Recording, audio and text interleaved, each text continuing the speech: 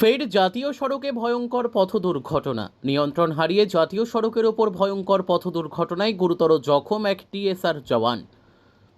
উল্লেখ্য, দুর্ঘটনা রুখতে পুলিশ ও প্রশাসন অত্যন্ত তৎপর থাকলেও কিছুতেই যেন হ্রাস পাচ্ছে না দুর্ঘটনার হার।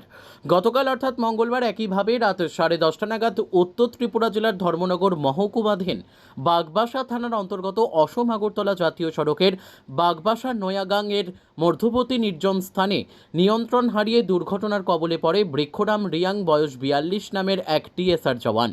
এতে ঘটনাস্থলেই রক্তালুপ্ত অবস্থায় সে অচৈতন্য হয়ে পড়ে। খবর পেয়ে সঙ্গে সঙ্গে ঘটনাস্থলে ছুটে যায় বাগবাসা থানার পুলিশ। গুরুতর আহত ওই টিএসআর জওয়ানকে তড়িঘড়ি উদ্ধার করে ধর্মনগর জেলা হাসপাতালে নিয়ে যায় পুলিশ। প্রাথমিকভাবে সেখানে চিকিৎসকরা জানায় তার বাঁ হাতটি পুরোপুরি ভেঙে যায় এবং মাথায় গুরুতর আঘাতপ্রাপ্ত হয়েছে। দুর্ঘটনাগ্রস্ত এই টিএসআর জওয়ানের বাড়ি উত্তর জেলার দামছড়া থানাধীন কাছারিছড়াই বলে জানা গেছে। সে টিএসআর-এর 13 নম্বর ব্যাটালিয়নের এবং বর্তমানে ধর্মনগরের রিজার্ভে কর্মরত ছিল।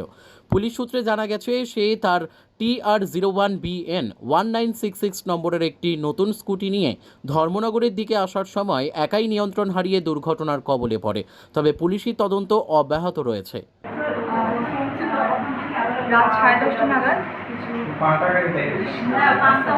বৃক্ষরাম রিয়াং নামে একজন টিএসআর পার্সোনালকে নিয়ে এসেছেন।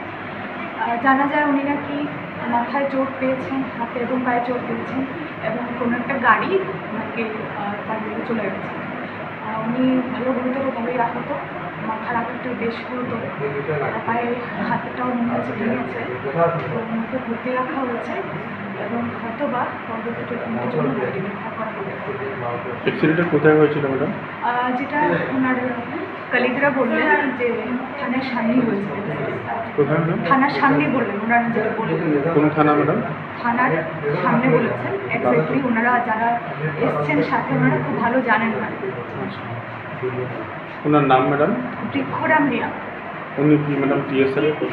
হ্যাঁ, ওনার কলিগ কিছু জন এসছেন, বললেন টিএসআর-এর কর্মরত আছেন। Bureau report, news tele Bharat.